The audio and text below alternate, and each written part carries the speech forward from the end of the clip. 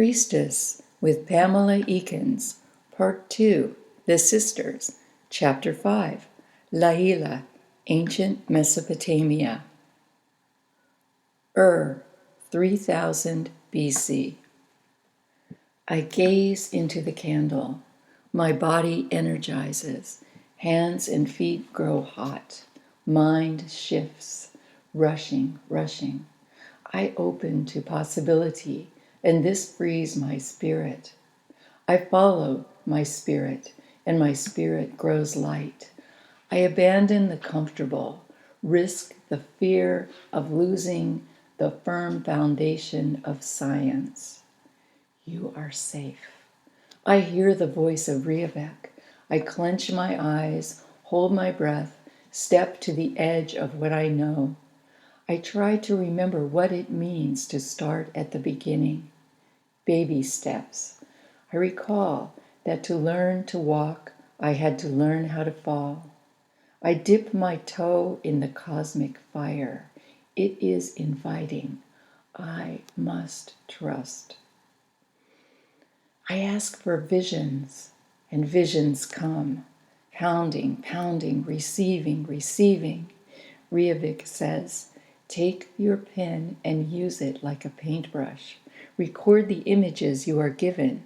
These are the gifts of imagination, and they have the power to free your caged soul. These visions have the power to free the caged hearts of your people. My mind shifts, shimmers, sifting through layers of time and place and strange dimensions. Reavek opens a window and I travel through time, past scenes, faces, old and young, spinning through known and unknown spaces. I find myself in on the Euphrates River above the Persian Gulf, in the cradle of civilization, ancient Mesopotamia. I am in the ancient city, ancient even in the time 4,000 years before the archaeologists would name it ancient. I know this is because I, who am no longer the I was, but a woman dressed in the robes of an ancient priestess, am in a small walled area adjacent to the terraced pyramid with the holy shrine to the moon on top. This is the ziggurat, the hill to the goddess, the tower that has been built higher and higher for 100 generations, ever upward to honor our place of origin in the stars. I recognize the place where I am kneeling. I know it well from a lifetime of devotion. It is the sanctuary in the temple of the great goddess, the queen of heaven and earth, Inanna. I am in the walled sanctuary open to the sky. Everywhere the seal of the queen is etched on stone plates all around the perimeter. Her signature is vertical, long, and chain-like, with a loop at the top. It looks like something containing the genetic code, something capable of transmitting genetic pattern. They call this seal simply the Tree of Life. It is her sign. Inanna means ancient grandmother. The word Nana, meaning grandmother, descended from her worship. Queen Inanna is the great goddess, she who gives birth to the world, she who is the life inside and behind each succeeding generation of people, each succeeding generation of the lush yield from the garden beyond the walls of the sanctuary, each succeeding generation of the lazy and beautiful cats that stretch and yawn and groom themselves in patches of sunlight all about the temple grounds. Queen Inanna is like a woman you might know, only more so than any woman you could possibly know.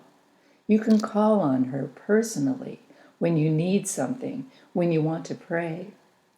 She is easy to picture in your mind, just like any other woman. She has emotions like a real person. She is contented, angry, jealous, cruel, joyous, indifferent, engaged, enraged, caustic, and loving, depending on the time of day, the time of her cycle, the season of growth, and many other factors. Sometimes I call on her when I need the comfort of a human face in my meditations. I am in the sanctuary of Inanna now. This is the same sanctuary where I first entered as novitiate priestess of the Sisters of Noon, when the 17 women kissed my forehead and passed on their blessings. I am a priestess, anointed, dressed in the flowing robes of initiation. My consciousness floods fully into the memory of my apprenticeship. I am in the sanctuary to review, to take stock of what I have learned. I am in silence. In 3 days' time, I will undergo the initiation of interment in the sealed clay brick room from which there is no exit, in the heart of the labyrinth of the temple at the ziggurat. They call this place of initiation the cell. In this place between worlds, I will enter the heart of darkness, seeking an answer to that which lies beyond the abyss that separates this world from the next. I believe I'm ready for this initiation, although there are rumors that even after 7 notches of preparation, some will die. Inanna, the great goddess, she went through interment. She was locked without escape in the cell inside the temple, and there she gave up everything she had, including her life. They do not leave priestesses so long now. Originally, Inanna was a priestess like I am now. She was the queen of Uruk, a nearby city on the holy waters.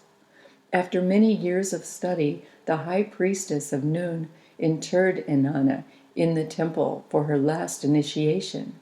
In isolation, it is said, Queen Inanna experienced nightmarish visions of the underworld. She felt herself descend through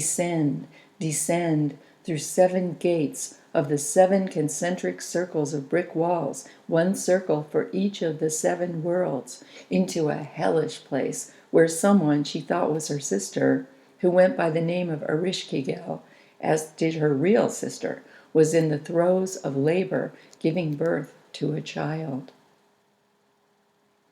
Queen Inanna went dressed for a wedding. Oh, but she was beautiful. Can you imagine the sublime draping of her blood-red dress, slipping gently over curving breasts and flowing to the floor? Can you see the train dragging regally, rippling over the stones? Imagine transparent veils wafting mysteriously across the queen's rich brown eyes. The richly crafted headdress dangling with sparkling gold representations of suns, moons, and swirling stars. Can you see the soft shoes, the glinting bracelets, the fine worked breastplate etched with the symbols for "Come, man, come"?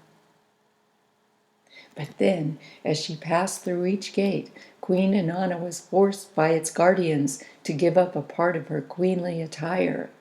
She relinquished her gilded bracelets, her hammered gold breastplate, her gold and copper crown, her crimson gown of fine cotton, her silk shoes, everything that identified her as queen. When she got to the last gate, she was naked and defenseless. All her possessions had been tortured from her. She was forced to enter the underworld crawling. Poor Inanna.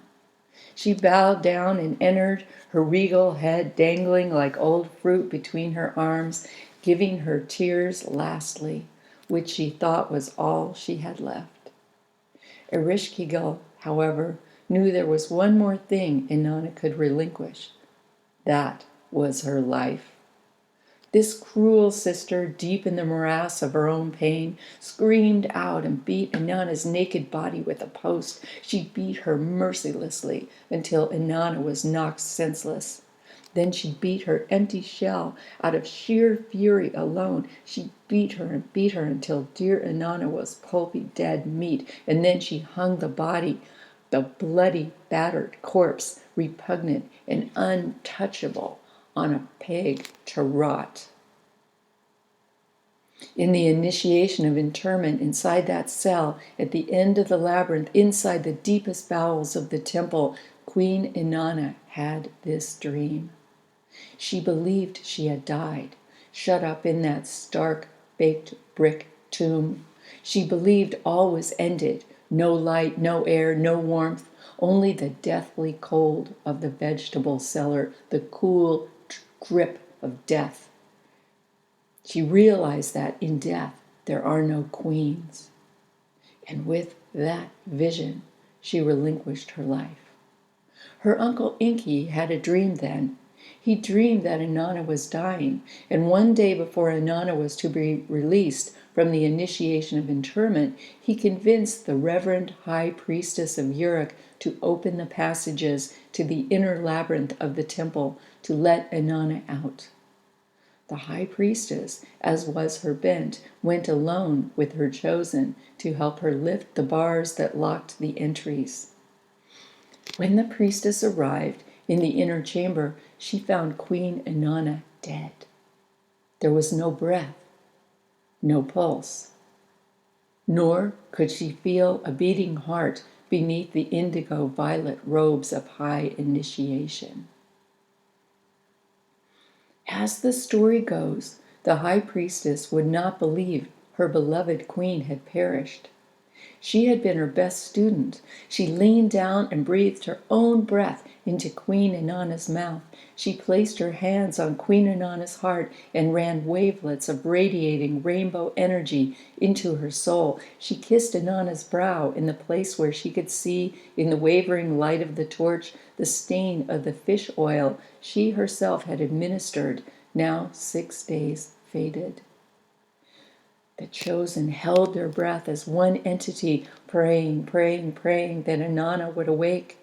And suddenly she came to life. She rose up from the land of the dead. All the witnesses gasped because she was dead, and then she was not. She stood and pointed northward numbly. Her only words were the following: "There are no queens in the land of the dead." She walked like a dead person out of the temple. Queen Inanna spoke to no one for an entire cycle of the moon. And when she did speak, the teachers told us, she was changed. She was full with compassion for all that lives. 13,000 cycles of the moon passed, and Queen Inanna became a legend. The people no longer remember that she was a goddess who walked on earth. Ereshkigal became known as the goddess of the underworld, and Enki as the god of the waters. Only we who are initiates of the Order of the Sisters of Noon know to what extent this story is true. That we are directly descended from Queen Inanna, that she lived in Uruk, that she is our grandmother. Some have seen her real signature. It is still etched at the center of the labyrinth. I am here to review. I will undergo interment, enclosure in that dark and empty space, that liminal world between all worlds, and I will go there in 3 days' time. In the middle of this yard, this sanctuary to Queen Inanna, this place which bears her seal upon the walls, is a stone slab raised up on a stone cube. This altar is the only thing here to occupy my attention, along with the alabaster goblet brought to in the ancient days, and the rectangular cistern of water in the corner, filled with runoff from the gutter descending down the side of the ziggurat. I fill the alabaster goblet with fresh waters from the spring rain and place it upon that stone altar in the middle of the sanctuary. I kneel in front of the slab and bow, stretching my hands out across the fire-baked paving tiles before me. I face east. My forehead touches the ground. I touch my forehead to the ground in the place where my teacher has anointed me with the orb of the dark bluish-purple secretion that comes from the murex, the special purple shellfish with the magical powers. My teacher boiled the yellow substance until it turned violet, folded it into olive oil, and consecrated this mixture, especially for my interment. I have worn this orb for 4 days since the beginning of isolation. I have seen no one but my teacher, Rilke Rami, the high priestess to Inanna, the queen of heaven, who stands in front of Aisha. Aisha is really the nameless one, nameless and formless, but that idea is difficult for most people to grasp. It is easier to think of Aisha in the form of a great goddess like Queen Inanna. Queen Inanna is comforting. Aisha is unknown. Aisha is the energy behind the goddess personified.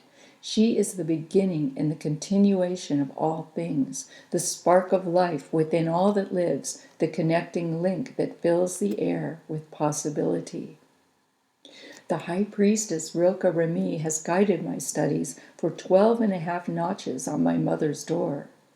I have learned from Rilke Rami the paths of moon and sun, the positions of stars and the seasons, and the geometry of the sacred spiral at the center of death.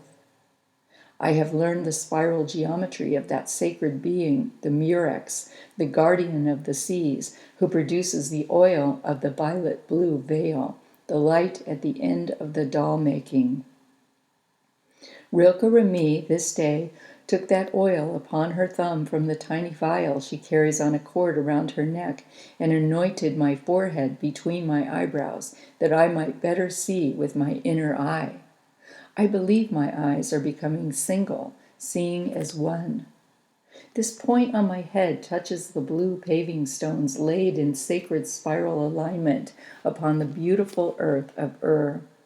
I stretch my hands before me, fingers pointing like stars toward the heart of the universe. I feel the sun bearing down inside the walls of this sacred place, warming me, warming me, warming the paving stones, warming my heart as the walls of Queen Inanna with their tree of life design block the harsh entry of the wind.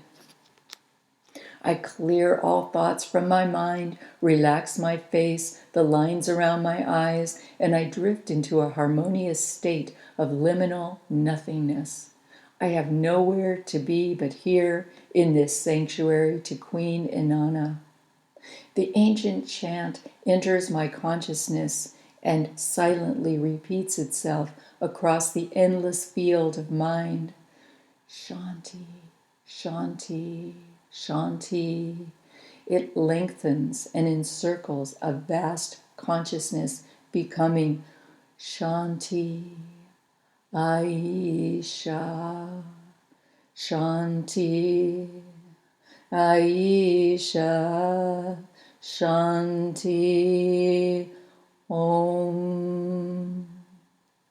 These phrases repeat and repeat. This pattern of sounds emerges from the ancient language of the holy ones who in the time of Queen Inanna crossed the desert on camels, came up the sea in reed boats. Peace be to the Holy Mother, peace be in the soul, peace be to Holy Aisha, peace be in your own soul, peace, peace, peace. And then the sacred sound of the universe turning, Om. I chant and I chant until the silent chant becomes a song, releasing itself from a holy sea within, but beyond myself. The energy raises me up until I kneel and face the stone altar. I sing praises to the mother of all that is. Om Shanti, Om Aisha. How beautiful feels this day, this time, this place. How glorious to be alive. How glorious to give birth, to be part of the exquisite chain of being. Om Shanti, Om Aisha, Shanti, Om Aisha. Through my closed eyelids, I can see and feel the rich, warm, golden red cast of the sun gleaming. My heart dances. My happiness seems unbounded. From head to toe, I resound with love. With sudden impact, then, an unexpected outside noise crashes my eardrums, causes my heart to stop, my voice to freeze. Peace leaps a million miles away. Time slows, all stills. There is scuffling. Out of place, something wrong. Then I am shoved. I cannot see. I'm used to feeling fear. I scream before I can stop myself or think. I catch my balance, then spin around, startled, ready to run or face my enemy. Behind me stands little Ramil. He bursts with laughter, covers his mouth with his fist. You little griffin, you startled me. Where's Nana? You're not supposed to be here. I'm yelling at him. He cannot stop laughing. Ramil, not even 5 notches on the door jamb.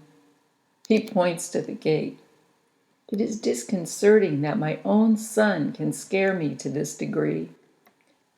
My mother comes in view, steps in the gate and stands there apologetically, shaking her head, saying, Rami, come here. You're old enough to know better than to disturb Mommy. Go on, I say. Go with Nani and I'll see you in a few days. I pull Rami to me, hug him and kiss him, and out of the corner of my eye I see my mother pull a rare green apple from her satchel. Ramil sees the apple, too. Children miss nothing. Like a little dog with passion and hunger, he trails her out the gate. My rhythm is broken, but I would not change it. I sit down on the spiral stones and begin to think about my firstborn, Kata. Kata. Kata was born to be a healer. Ramil to perform the dance. My middleborn, Lida, was born to fill the temple, the palace, and the fields with song. Before each was born, these things were known by the high priestess Rilke Rami, who all these years has been my teacher. Rilke Rami can see into the past and the future. She knows the mind of Aisha. She opened herself up this way through unleashing her imagination and intuition and traveling on the wind. Her teacher, Tutu from Nuba in the far south, taught her much, but not how to fly through the 7 veils of knowing. This Rilke Rami taught herself. She was already old when I came to her, 35 notches. Now I suppose she must have almost 48. There are few that old in all of When I came to Rilke Rami, I had 15 sun cycles notched in my mother's door jamb, and Kata had only 1. It moves me now to think about it. Kata had only 1, but nearly 2. 2 weeks ago, Nani chiseled Kata's 13th notch. 1 week ago, that notch was stained with Kata's first blood, and we welcomed her to apprenticeship with the Sisters of Noon right here in Queen Inanna's sanctuary. I sit on the blue tiles now, having worked toward this moment for 154 moons. This is a very auspicious time. All the omens point to joy, happiness, and healing.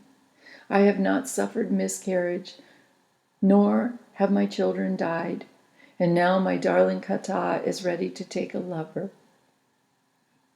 And I shall become as a Nana, a grandmother of When I first came to Rilke Rami, she taught me to heal with clay. With the other young priestesses, I chanted and formed with my hands images of Queen Inanna, she who represents the life of Aisha. This is how we came to understand energy behind form. Some of the priestesses carved images from stone, carving and chipping with horns from the Far East. Others molded images in metal. My hands, though, loved the clay.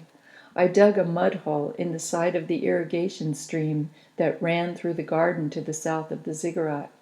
Other sisters, though, got their clay at the great bubbling river, saying their clay came from sacred waters and had more power. I believe now, as I did then, that all waters are sacred. Too, I loved my little clay hole in the garden. I asked all my mothers to bring me their broken dolls and the cracked grandmother's water cups from the altars. These sacred objects I would break and crush, pulverize with stones and water from the stream, mash to a pulpy dough, and mix with clay from my mud hole in the temple garden. This was my own idea. Others seemed not to understand it, but to me it brought a continuation of the energy of the sacred objects of the grandmothers. I contained this energy in new form in the dolls that would be placed upon the altars and in the graves of the daughters living now and the daughters to come. Rilke Rami understood. I felt this process made my own clay stronger too. Some of my pieces cracked in the fire because of the added impurities, in the words of one of the sisters. But in this case, I felt the impurities were the purest of pure, and I worshipped each crack, knowing the cracks contained the wisdom of the priestesses who had occupied the doll-making table for more moons than I could even imagine.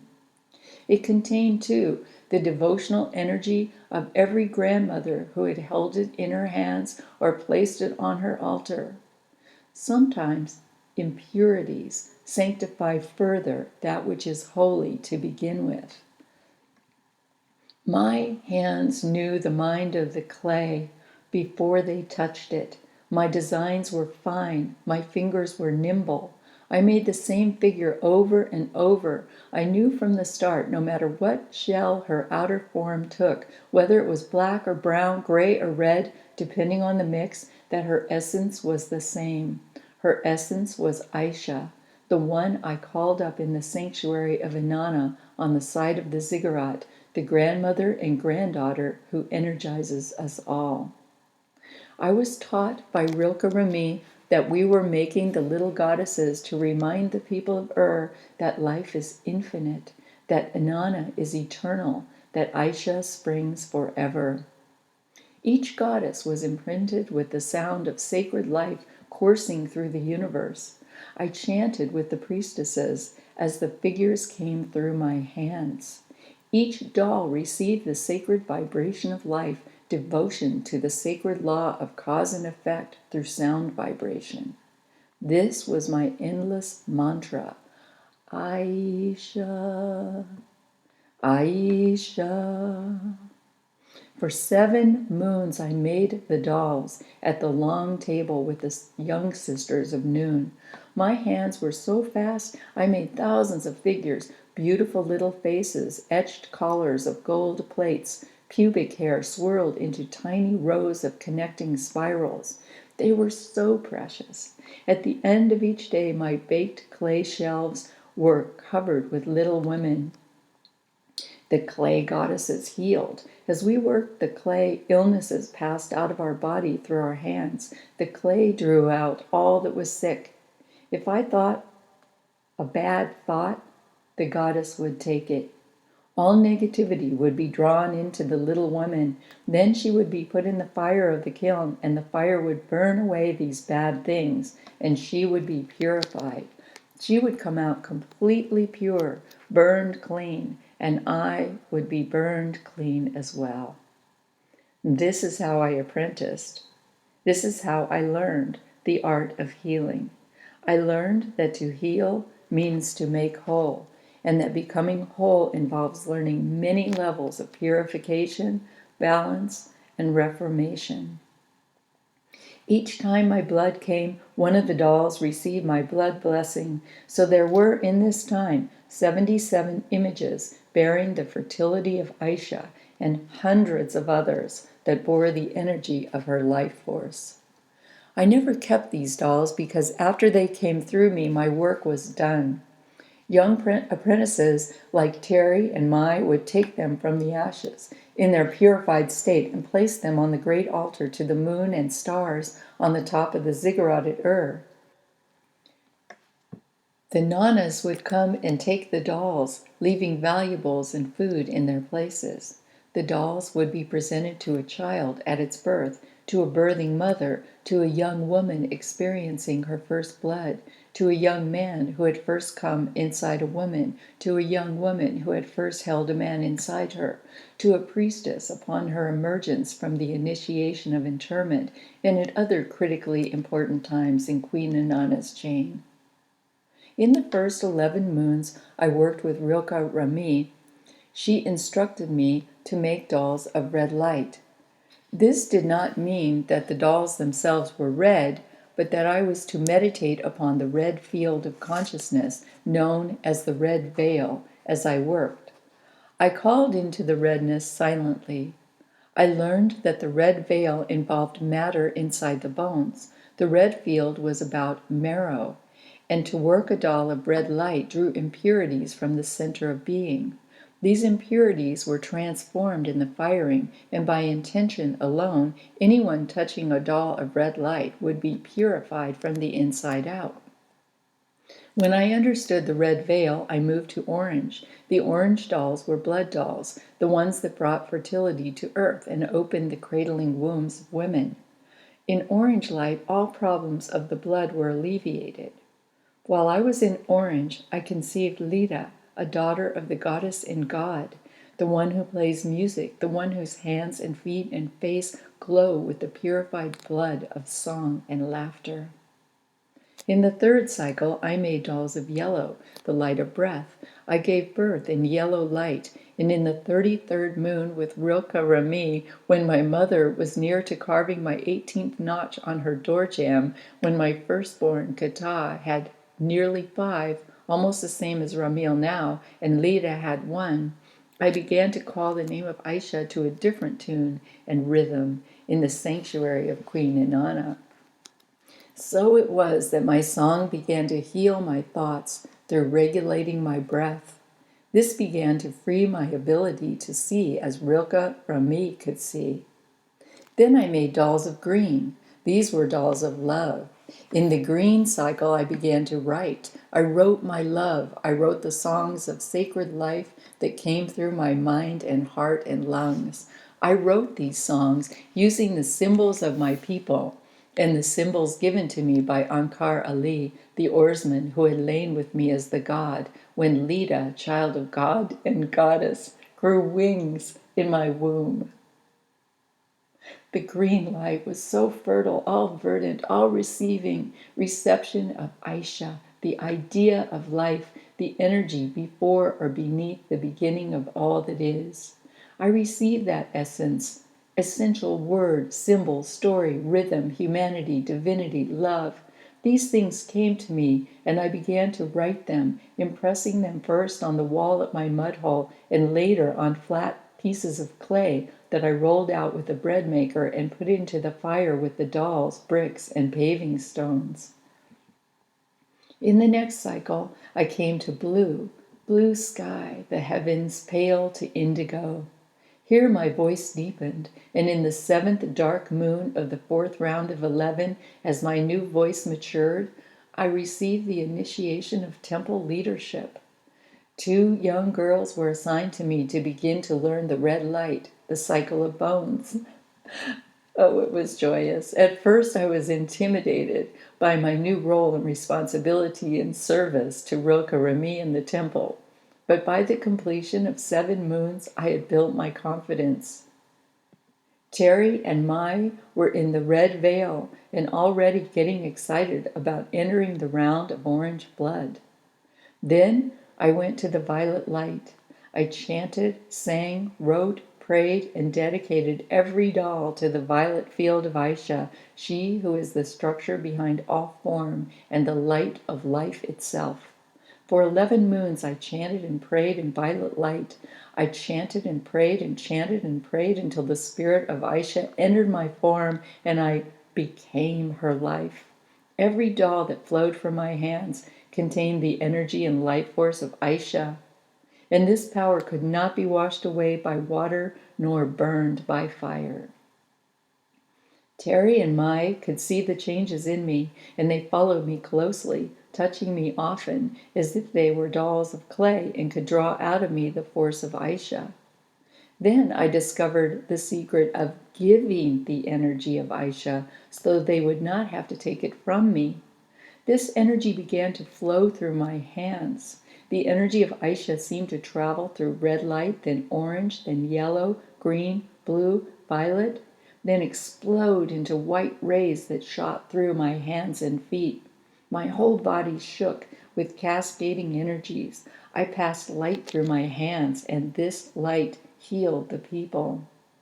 The people began to come to me, and with Rilke Remy present and guiding, I placed my hands on their hearts, their hips, their feet, their heads, throats, and hands, and they closed their eyes, receiving and healing, feeling their minds relax, their bodies made whole again, the lines around their eyes and across their foreheads fade and disappear.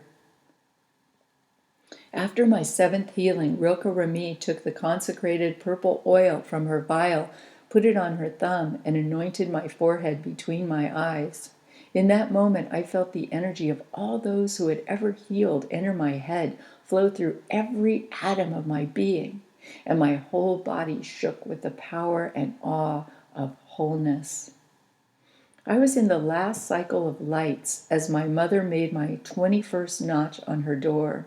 This was the cycle of white light, the light that contains and combines all lights. The dolls seemed to jump out of the clay and sing. From my hands flew rainbows. Rainbows jumped into the dolls, and I felt light everywhere streaming, radiating from the dolls. I felt myself pulsate like a trembling star in the sky. Rilke Remy said I had come of age. The dark of the 77th moon came, and with Kata, Lida, Terry, my mother, her sisters and grandmothers and their mothers, all in attendance, Rilke Remy wrapped about my shoulders the midnight blue shawl of the novitiate priestess of the Sisters of Noon. The 17 of us stood together chanting the name of Inanna and the ancient sacred syllables from the silken sisters of the Far East. Each woman delivered to me the kiss of peace and laid her hands with rainbows streaming upon my head. We passed the sacred alabaster goblet and drank to indicate that we all shared the womb of Aisha's holy waters. And we cried together as each one spoke her words for me and blessed me in my studies. For the next 77 moons, I studied the stars, numerical formulae, the life cycle of plants, all the stories known by the priestesses before me, and all that was revealed in my own illuminated field of consciousness. With each moon I saw and knew more and more, until the field of my mind was expanded into infinity, like the mind of Rilke Remy.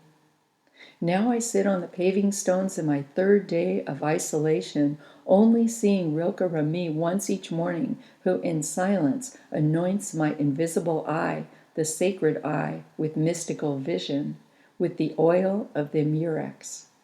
I am to spend my time in the sanctuary of Inanna with nothing to distract my hands, my feet, my heart, or my mind, except the alabaster goblet, the stone cistern of spring waters, and the holy altar at the heart of the spiral.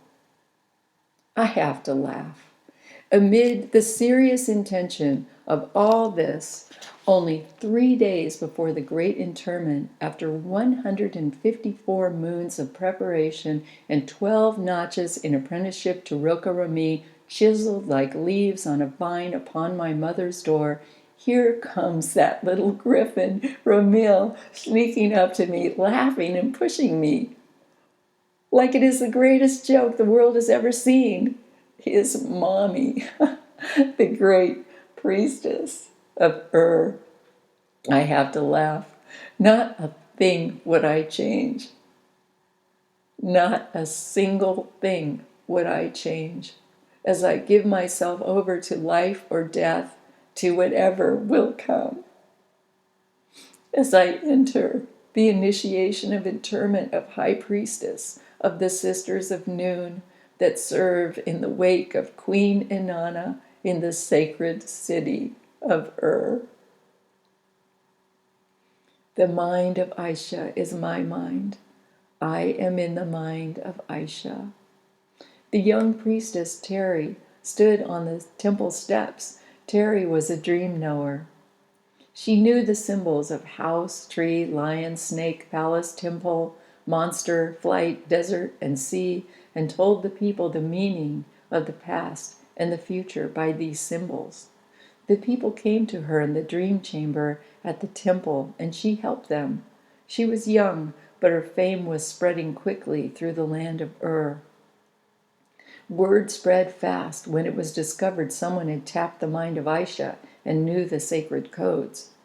Terry stood on the temple steps. She had a long black stick that looked like a snake. It was curved just so, perfectly. One end was larger and shaped like a head. There were even knots that looked like eyes on either side.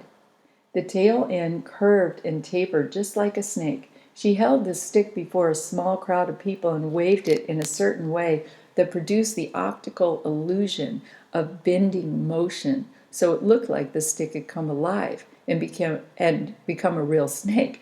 Some of the people were afraid. The young woman had the ability to convince the people that she had changed a stick into a snake because she was able to move into the mind of Aisha, the field where all minds converge. She put the idea in the mind of Aisha that she had created a real living serpent out of a stick, and because the people were in the mind of Aisha too, even though they did not realize this, they believed her. Only priestesses studied the mind of Aisha, even though others sometimes stumbled upon the knowledge. Sometimes a person of Ur would fall into the mind of Aisha and believe that she or he had lost touch with the moment-by-moment reality of everyday life. People who had not studied did not realize the power they were tapping, and felt, too, that it set them apart from others. They did not want to be set apart or cast out. This, for some, would have been a fate worse than death, even though the set-apartness was only in the mind of the afflicted individual. Afflicted. The truth is that other people aren't as concerned as we believe them to be. Each one goes about her own business. The young priestess with the stick drew ever bigger crowds over the passage of a few days' time until some of the children, most notably a rambunctious nine-notcher, insisted on trying to replicate the sisters' famous miracle. Within 2 days, the little urchins were all over the temple steps, waving sticks like snakes. It looked like they had all caught serpents in the river, and the spell of Aisha was broken. The young priestess came upon the children with their snakes. She thought it so amusing and began to laugh incessantly until all of them were bent over in a great paroxysm of laughter. Terry had a good nature. The kids were enthralled with themselves, in awe of their own adepthood. They were proud, and Terry was proud too, proud of their persistence. Over the next few moons, almost everyone in Ur adopted their own pet snake stick and entertained friends and family until everyone in the fields was quite bored with the whole thing. It seemed like every oarswoman and man coming up the river was introduced to the trick as well, and I imagined news of this trick being spread all over the world. Eventually, the trick was forgotten. A trick like that lasts only so long. It's funny how I remember it just now. Truth told, it was that same oarsman who I laid down with, Ankar Ali, who showed her that trick. He learned this illusion in the land of Egypt, a place about which he shared many stories. He said they had pyramids built to resemble our ziggurats, modeled after our towers, in fact, but that these pyramids had hollow passages, as the Egyptians were enamored of void and emptiness. And deep inside these hollow passages was where the high initiation took place. This was the same initiation we underwent in the temple, he said, except that in Egypt the initiate was led into the chamber by a lioness and placed inside a sarcophagus, a flesh-eating box of a kind of stone called lime that caused the body to rapidly disintegrate. The reason Ankar Ali knew this information was because everyone trusted him. I had told him what I knew about Queen Inanna, even though I was sworn to secrecy. I believe being sworn to secrecy means that you use your judgment about what to say and how much of it. That's how learning takes place. I know many of the things I know because I am trusted by my teacher, the high priestess to Queen Inanna, Rilke Rami. Ankar Ali was not a priest himself, but it was a priest by the holy waters of the great Nile River who taught him about the magic held in the stick. He also knew of magic in stones and bones.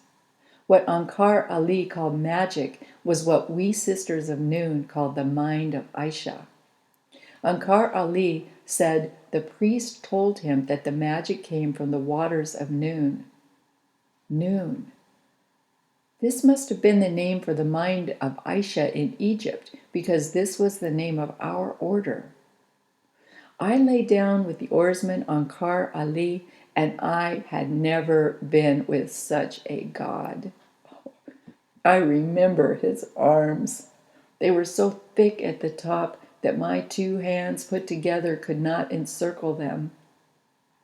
He wore a thin red band of dyed wool around one of these arms. I could not take my eyes from that armband or from his gold-tipped curls, sun-dipped in reflections off the sea. His skin glowed red, golden brown, and it rippled supplely over his sinews. I saw him in the temple garden. I donned my most exquisite attire, put the gold ring on my wrist, and twisted my hair upon my head. I walked into the garden and sweetly sang a wedding song in the image of Queen Inanna. My vulva, my open horn, the crescent moon boat of glorious heaven awaits to ferry my beloved across the night. Behold, I am the earth mother, wet ground on the high plain, river flooding, the field lying fallow.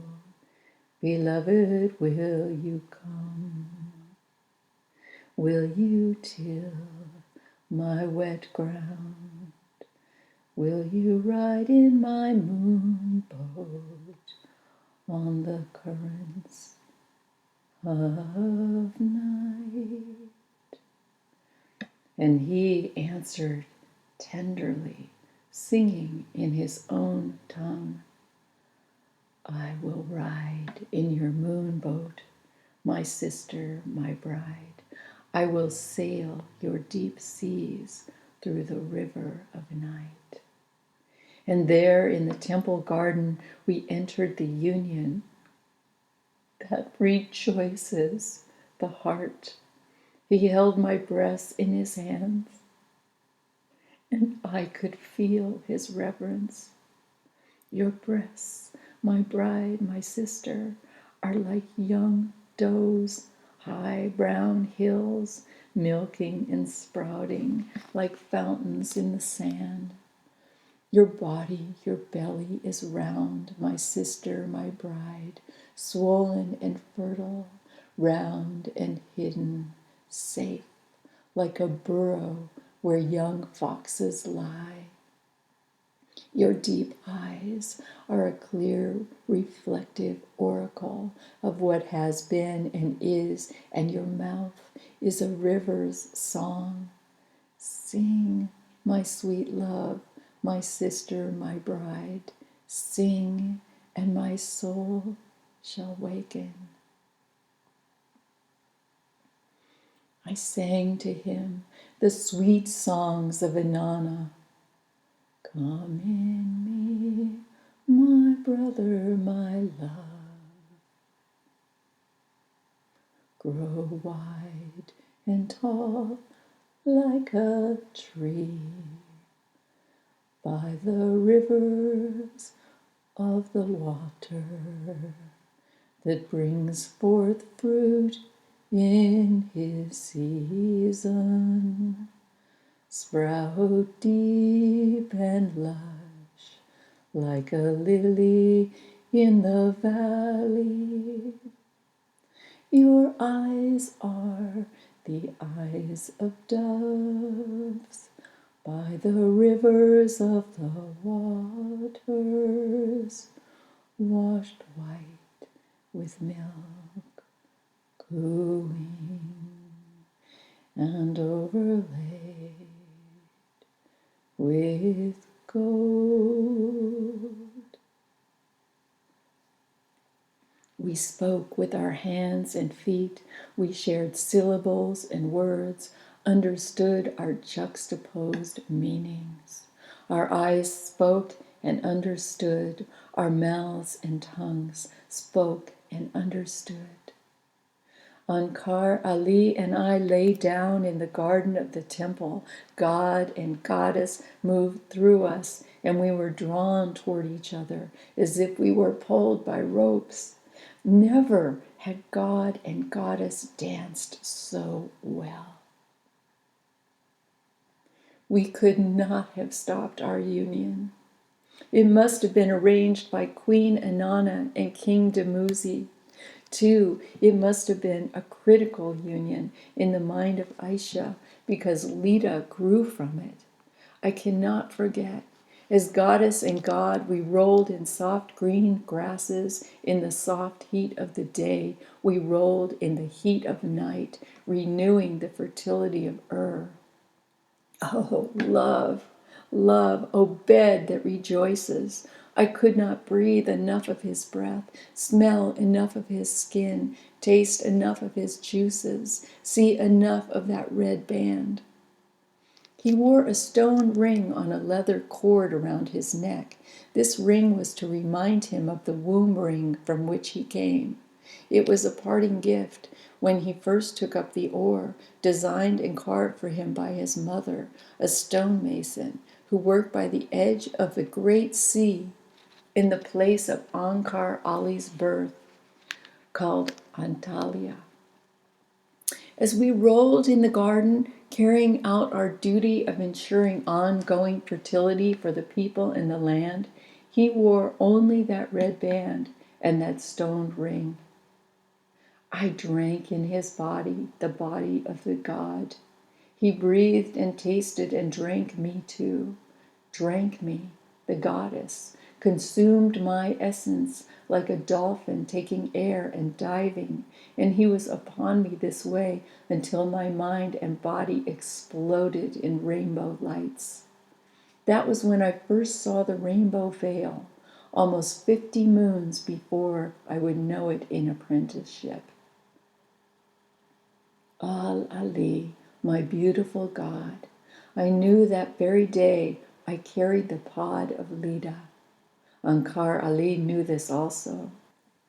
He had lain with many priestesses during the time he was in but only the young girl Terry with the snake stick and I were in the mind of Aisha to grow a child. Later, Al-Ali looked deep into my eyes, deeper than anyone had ever looked, as deep as the mind of Aisha, as deep as the sea of noon, and he spoke to me through this sea, saying, I have a lyre for which I traded a great deal up the river. Tomorrow I will be gone, but you will find this lyre upon the great altar to the moon and stars in the place of a doll of yellow light, and you must take it for the child in your womb. To her I give the endless voice, the one that goes beyond words and symbols. the universal voice that sings from the sea of noon. This is the voice you and I, as goddess and God, shared that day in your temple garden at the ziggurat of Ur. Remember this always, my beautiful sister. Remember this always, my sister, my bride. I did not cry that night. It is not fitting for a priestess to a nana to cry about a consort. We are taught to view them only as representatives of the God who ensures continued procreation. But rather, I stayed in the orange veil, as was my place in my studies. In the morning, I climbed the ziggurat. As I ascended the staircases, following the squared spiral path, I lightly brushed my fingers upon the glimmering blue tiles inlaid along the side. In the still dark of early morning, I dreamily thought of Ankar Ali and the goddess child who grew in my womb. She would be a priestess in the palace. I climbed slowly to retain my breath. And as I climbed, I chanted softly, singing 100 by 100 sacred syllables in honor of the moon. When I reached the top, I kneeled and bowed. Then I rose and reverentially walked to the great altar to the moon and stars. And there upon the altar stood the most beautiful stringed instrument I had ever seen. It was fashioned from a sun-bleached breastbone, smoothed by moon after moon of rolling in soft waters and strung with animal sinews. In the breaking light of dawn, I could see that carved into the top were two of the symbols I had learned from Ankar Ali. He must have carved them himself. One was Li, the other was Da. Ankar Ali had called me Li. It meant grace or beauty in his mother's tongue. Da, he had spoken, meant prayer. As the pale moon of morning was my witness, I lifted the lyre from the altar, cradled it against my breast, and with trembling fingers plucked each string. So, my daughter's name, too, was a gift of the mind of Aisha through the god Ankar Ali, my beloved Al-Ali, Lida, beautiful prayer. Oh, sometimes people need fond memories more than soup or barley cakes to keep them alive or to help them heal. I have never seen Ankar Ali since that day in the temple garden. I know he left our shore by moon, but I have carried his touch in my heart and my dreams all through these long years. I sent him warmth and comfort through the sea of noon, and I imagine he receives it whether he is above or under the sea at the river's mouth. Sometimes I wonder, did Ankar Ali and I really share to the depths of our soul as I remember? Or was this the fantasy of a young lover, seeing only in her lover that which she wishes to see? I suppose it is well that Ankar Ali of Antalya should never return to Ur, that I should never hold his strong form or again cast my eye upon that mysterious armband from Egypt or the maternal ring of stone. He floats in the mind of Aisha eternally with big arms, sun-tipped hair, tasting like the sweet honeyed nectar that drips from the passion flower in spring. This morning I waited in the sanctuary, my head bowed to the ground. Rilke Remy anointed me in her chamber earlier this day, the same as on each preceding day. Today, though, in silence, through the mind of Aisha, she asked that I turn my palms upward. I did so, holding my fingers out, and she anointed each palm with the consecrated oil of the purple fish. As she did this, she made a spiraling motion with her thumb. This was the symbol for the center of the labyrinth. And then I waited alone, wondering if fear would enter. Do not fear, an older sister had said to me. It is fear that kills, not immediate experience. Replace fear with awe. Open up for all that will flow through the mind of Aisha, and you will be blessed with the power to know your true name. I heard the bare feet as soft as cat paws on the paving stones, chanting as soft as the sound of breath itself. The 5 women entered the sanctuary of Inanna. Each was wrapped in a simple white cloth of linen, rich but simple clothes, for which 2 reed vessels had been traded to the wood boat people. The cloths were tied with purple strips dyed in murex oil. Rilke Rami motioned me to stand. I stood.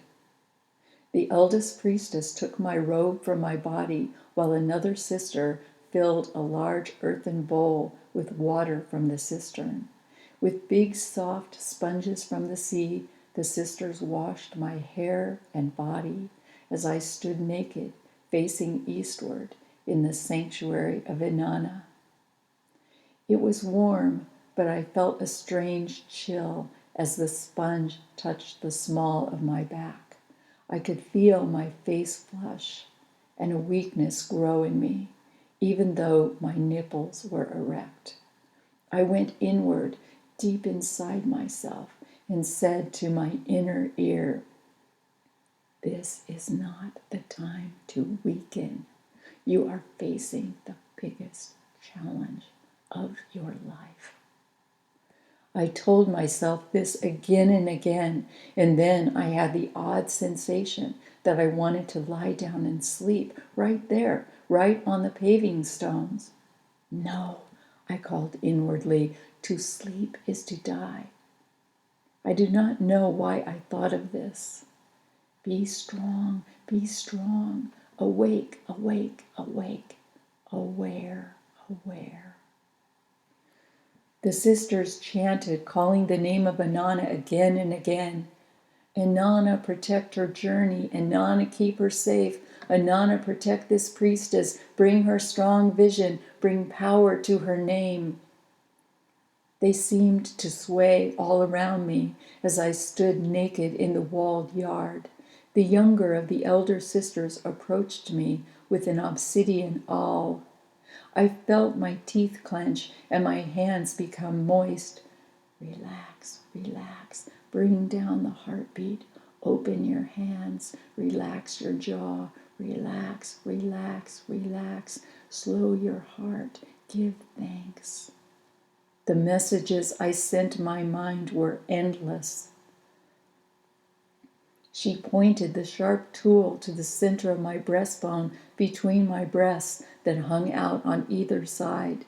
Then the tip touched my skin, and with a spiraling motion, she gently twisted a small round hole in the top layers. She made a fine, small, bloody hole.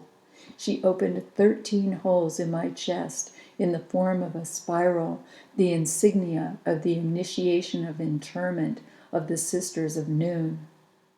Another sister took ground dust from altar dolls that broke in the kiln and rubbed the dust into the 13 open wounds as droplets of blood crept over my belly and into my mound of dark curls.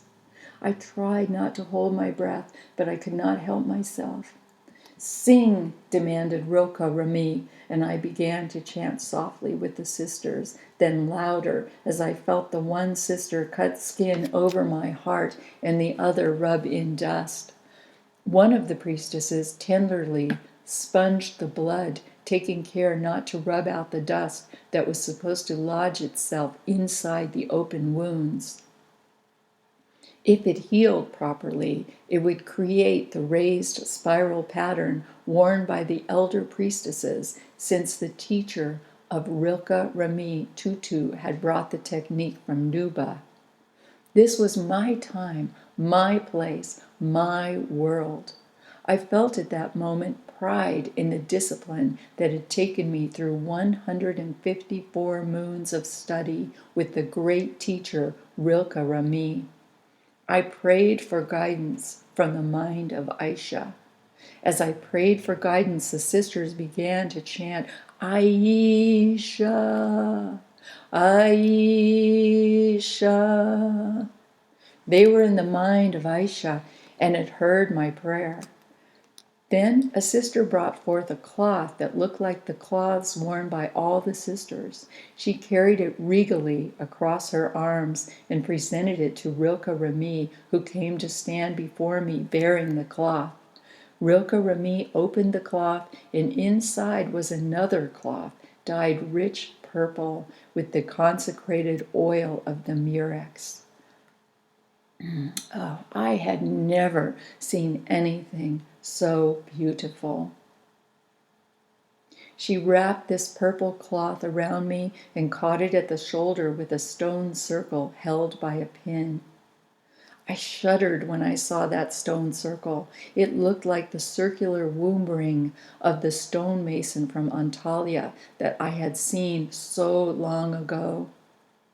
But it held my wrap, and this was not the time to imagine things that could not be. A sister took the hair that fell down my back and twisted it until she had bundled it neatly on top of my head, and this she tied in place with a strip of skin from a water deer. Then the priestess with the water bowl came forward with the red and blue pigments and painted small dots representing the moons of the journey on my cheeks and the back of my hands. They put the white cloth over my shoulders, and Rilke Rami signaled for me to follow her. We walked ever so slowly out of the sanctuary, chanting the name of the great goddess, the queen of heaven and earth, Inanna. We ascended narrow steps at the side of the temple and entered through a doorway that only priestesses knew. The passageway was dark, but there were torches at the entrance.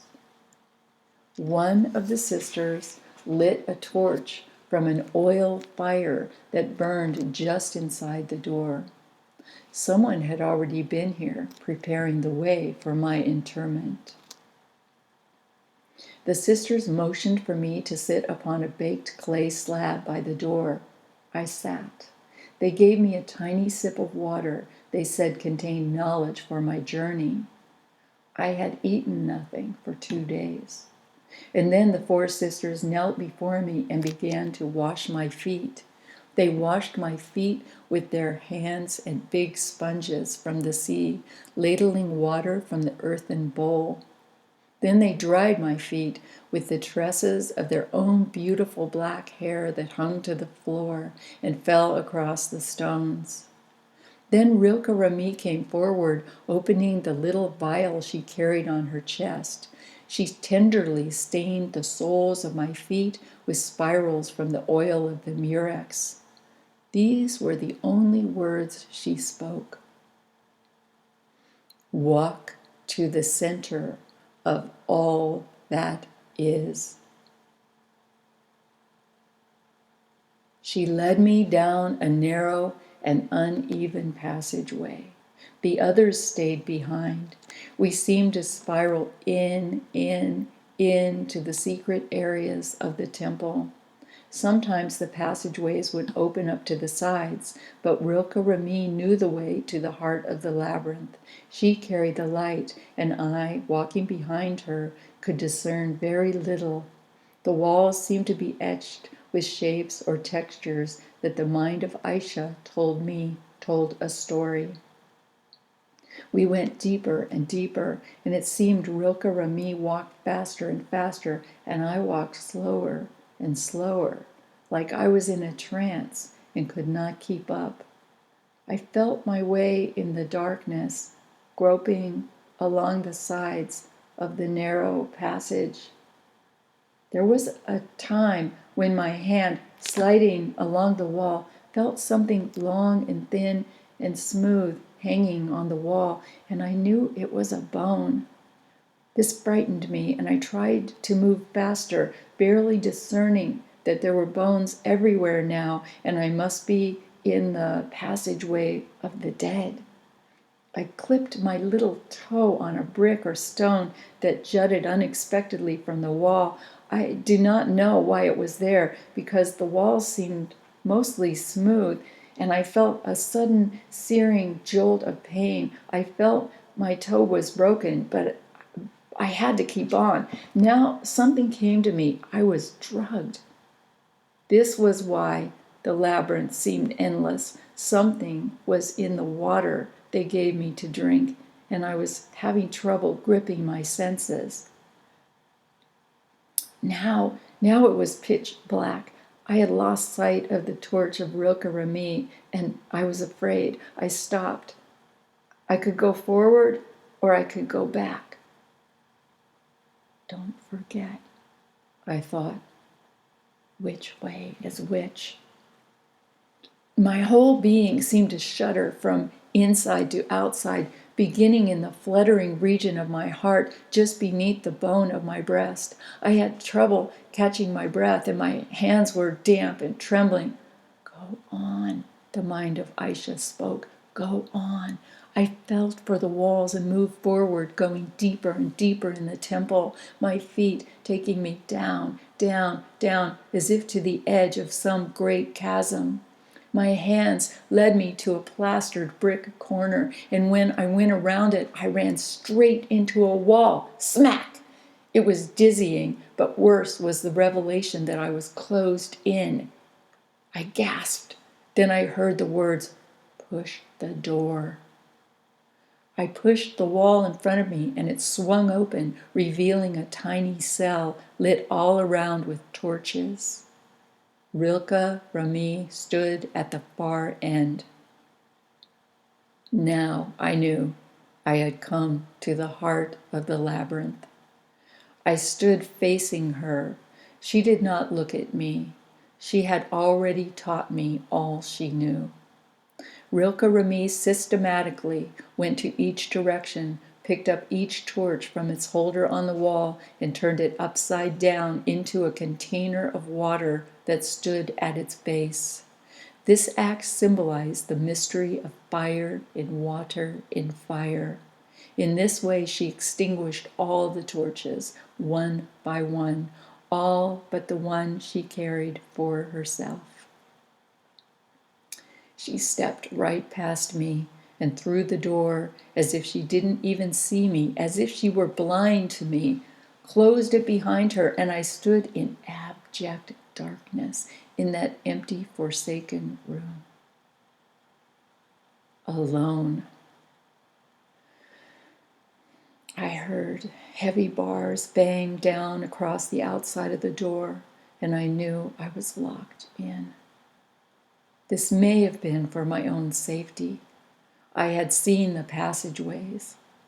One would be so lost if one escaped, could die in the dark of the endless maze. I cautiously felt my way to the wall, limping, and sank down, pulling the white cloth tight around my shoulders. It was so cold, encased in that brick and mortar and clammy mud plaster. I felt down for my broken toe, felt heat and swelling and a fierce but dull pain that flared up in a spasm. Oh, my goddess, my queen Inanna, help me. Tears leapt into my eyes. I felt so sorry for myself. I began to whimper like a forlorn child. All of this I could finally see was, in the end, nonsensical. I was locked inside the temple. To what end? Why? There was no redeeming value in this frigid experience, no value at all, especially after 154 moons of preparation. It was terrible and primitive. It was mean-hearted, mean-spirited. It was not a fitting act on the part of the Sisters of Noon. What had possessed Rilke Remy? What did they think they would gain by locking me in this place, by torturing my mind with drugs, by leaving me without a blanket or a light, by locking anyone in here? I understood Queen Inanna's madness. I never heard Rilke Ramim move away, but I knew she was no longer there. I had the realization that I had never truly been alone in my life. I had never been truly lonely.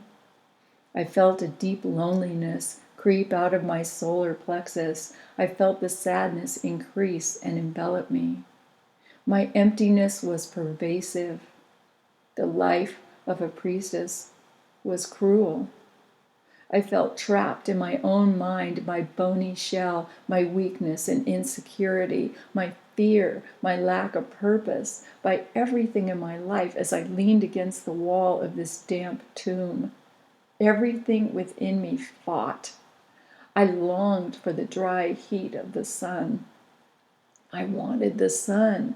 I imagined the sun. I built up its image in my heart, hot, burning, searing, and fringing brown grasses. Sun, brilliant, blinding, reflecting off holy waters. Heat, rays, warmth, light, vision. I built up the image of the sun, built it up stronger and stronger until I actually felt the bright rays. I felt the bright rays pour down over me, pervade my form, engulf me in their shining yellow-white energy. And then I felt all right. I felt peaceful. I felt calm, like the moon, like a clear, soft reflection. I felt as calm as if I sat in the shrine to the moon atop the ziggurat. I felt tranquil then, and lapsed serenely and without pain or fear into a deep and peaceful slumber. Oh, great peace of sleep, great peace of sleep. I know not how long I slept, only that during that time I held in my mind an image like a dream of a curve that seemed to rotate around a straight line, going down, down, down like a spiral, revolving down like the inside of the murex. This shape seemed to curve down through many planes and layers of knowing, pointing directly to the center of the world. I saw the way my mind must follow. I am in the tomb. I tell this to myself. I am in the tomb. This is how my people are buried in death. They are laid beneath the brick floors of the temple, of the palace, of the houses. Quarters of the city have been given to the dead. Quarters have been abandoned by the living for use by the dead. I am under the floor, but I am alive. I am alive. I am live meat in the shell. I travel down, down, down the winding slide. I feel myself slide through levels. And suddenly there is brightness, and pictures begin to open to me like windows to admit light and air. In the first picture, I see a woman, and I know she is a priestess, although I do not recognize her strange black clothing or the sparkling ornaments that dangle from her earlobes. I can tell she is a priestess by the way she sits. She sits with a priest who seems somehow familiar, inside a temple with ceilings higher than I have ever seen. They are as high as the sky. The priestess and the priest face each other chanting, even as I have chanted. They chant, Allah, Allah. They are not of this land. They sit on carpets of the desert people. The woman holds a set of writings on flat sheets. On the top is painted a picture of a naked woman who floats on a pink veil. The naked woman may be her goddess. The priestess changes her chant, begins to chant one of the names of Aisha. She chants, Ma, Ma, Ah, Ma, Ah, Ma. The priest stops chanting. He shifts his body, and I can see the priestess stiffen. Her body is suddenly charged with fear. I cannot see what she is afraid of. There are 2 other priests nearby, but they do not threaten. The priestess speaks words I understand, but do not understand the meaning of. She speaks the names of gods I have no knowledge of. Then I feel I am this priestess. She calls me from another place, and I am her. What does this mean? I'm in her body. I see through her eyes. Her mind does not realize how visibly her body has tensed with fear. I am fearful inside her body. I am her and me at once, and I fear for her as I sit in this tomb. The picture changes. I see a woman. The gold symbol of a high priestess of Egypt hangs around her neck. I know this symbol. It has come to us from the wood boat people. It is the sign of the womb of the goddess. The woman is lecturing in a large hall about geometry. I recognize the formula she is teaching. I have learned it in my studies with Rilke Remy. Then she is laughing in the street, laughing with disdain about the trick of turning a stick into a snake. They call this a miracle, she says. She is disgusted. Then I feel I am her too. I am inside of her, looking through her eyes. I can feel her white linen tunic fall over my breasts and hips. I can feel her golden necklace against my chest. I am in a chariot driving near the lecture hall. Men block my way, force me to stop. They pull me violently from my car, throw me in the street, and begin to bang my head. I am paralyzed. What is this terror?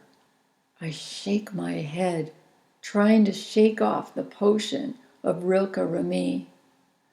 Then I see a woman in a dark and dirty room. She is in chains. She is in tatters. She is ill. She is crying. Then she is staring off into nothing. She is praying. She is speaking like a mother to a handsome young man. She is absently singing a strange chant. Loving angel, you are a bird with wings. All the visions have the same eyes. I realize this now. Different colors, different shapes, but the same eyes. I see through her eyes. They are my eyes. They are the eyes of every woman in every vision. I look in. I look out. I see her forced to stand, but it is me standing, with my hands tied behind me around a stake in the middle of a city. My hair is cut off. Then men are lighting a fire all around me. Many, many people, women, men, and children, are throwing on fuel. I shall be burned. I scream and scream for help. I scream the names Jesus, Mary, Joseph. But I am not screaming from my body. I do not understand these visions, but I feel an intense fear, a pulsing fear. I am so cold, so afraid. I think I cannot endure the mad phantoms of initiation. Lida, Lida, I cry into the mind of Aisha, my beautiful Lida, play your sweet song for me. And I hear strains of music. She has heard me through the mind of Aisha. My beautiful Lida, play your sweet song for mommy. I hear the bone lyre. I hear her soft song. Oh, comfort me, sweet Lida. She comes to me. She comes. through the mind of Aisha with her music, and then I know I am not alone. I fly to the end of the spiral, and another window opens. I close my eyes, but the vision is the same, whether they are open or closed. Please, no more violence, I cry inwardly. No more.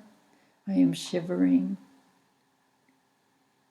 I am in a round white room. The room is in the stars. I know this place. I know this time, and yet I have never been here. It is a stone room, part of Aisha's mind. The stone is stone like I have never seen. It is polished brilliant white, and it sparkles beyond any stone ever worked in The center of the circular floor is inlaid with a circle of gold that shines like the sun. Inside the circle are 7 symbols, like those given to me by Al-Ali. I try to make them out. They seem to be a crook or a staff, a goblet, a sword or feather, a tree, a seed pod, a shell from the sea, and a crystal. In the very middle is a stone ring, the stone womb I wear upon my shoulder. I am sure. Suddenly, the white room is full of people. They are people of this place, women and men and others I cannot discern. They are so tall, so thin. They are dressed in gold, or perhaps the gold is their skin. They seem to ripple, change, and then change into a vision so they look like the people of They look like the people of wearing white robes. Standing in a circle, I hear them talking or communicating through the mind of Aisha. It all seems the same. I seem to understand them. I believe they are taking vows. It seems I am standing in the circle with them. One at a time, each vows to carry out some kind of task in the world. One says he will guard the seas. Another says she will heal with herbs. Another says she will teach the people to build strong shelters. Another will feed the hungry. One says he will make paintings to delight the people's eyes. And then they all look at me. They wait. Clearly, I am one of them. I look at them, but I cannot see them clearly. I am too anxious. Am I to make a vow? I wake up then and open my eyes, but I am still in the white room. All at the same time, I am in my dream and outside it. What is your vow, Lai-ila? They are speaking to me. Lai-ila, Lai-ila. I know this name. It means she who is born in darkness, she who is black. What is your vow, they are asking, before you cross the river?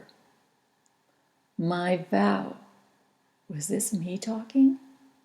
My vow is to help the priestesses who are afraid.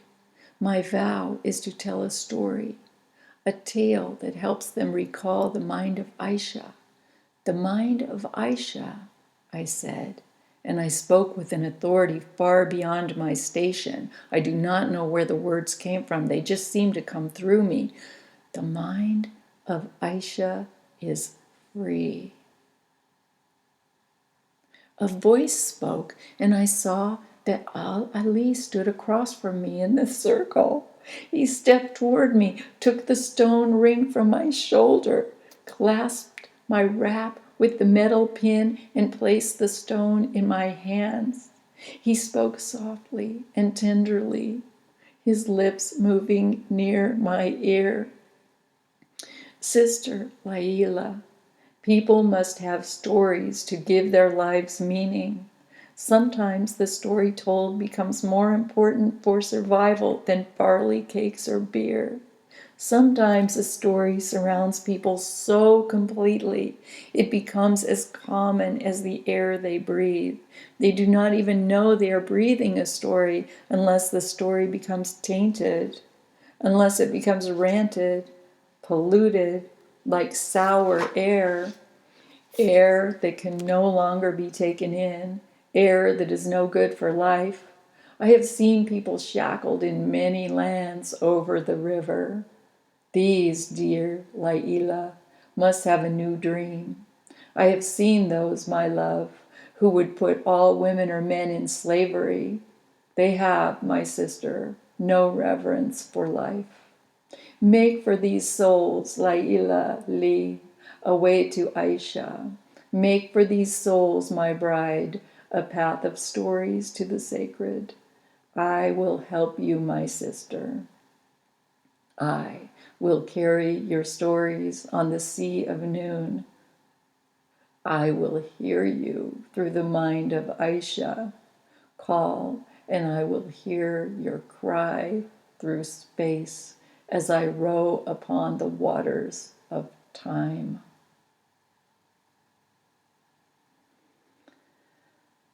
Part of me was stunned. Part of me was fully knowing. Ali spoke again. The pattern of all, Sister Lai-ila, born of dark, is endless, sometimes painful, but not without hope. Possibility is endless, with the limitless substance of Aisha and limitless freedom. We create the world like a mirror reflection. Creation reflects our internal imaging. Let our souls, my sister, fill with reverence. Let us share stories that celebrate life. I looked around the circle. I saw the faces of many I knew. Lida stepped forward and began to sing. I lift the heart of love through song. My mother's dream springs eternal. Aisha, Aisha, Shanti, Shanti, peace, peace, Om Shanti, Om.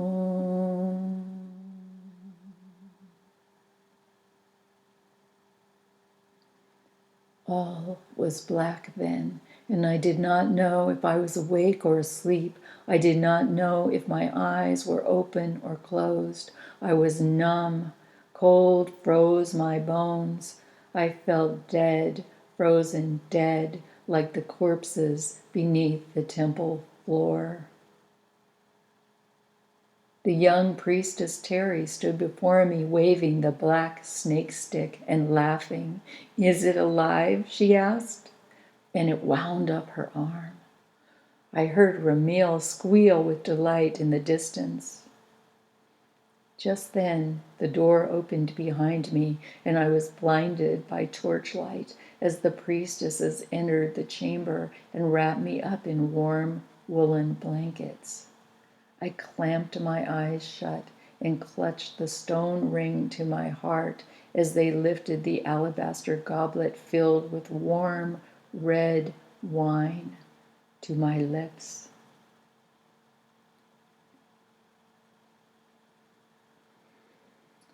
The candle was burning low, the night growing dark. I emerged from the meditation feeling like I was Lai-ila and Pamela all at once. I felt how life might be for a free heart, a heart that chooses willfully love and initiation, each in its own time and course. The voice of Riavek spoke to me through my reverie. He was still with me. He had never left. "What did you learn in your life as Sister Lai-ila?" he asked. At first I was startled, and then it came to me abruptly. I said, "I learned that life is sacred." He said, Etch that on your heart. All screens suddenly closed. I was alone, and I knew the day's lessons had come to an end.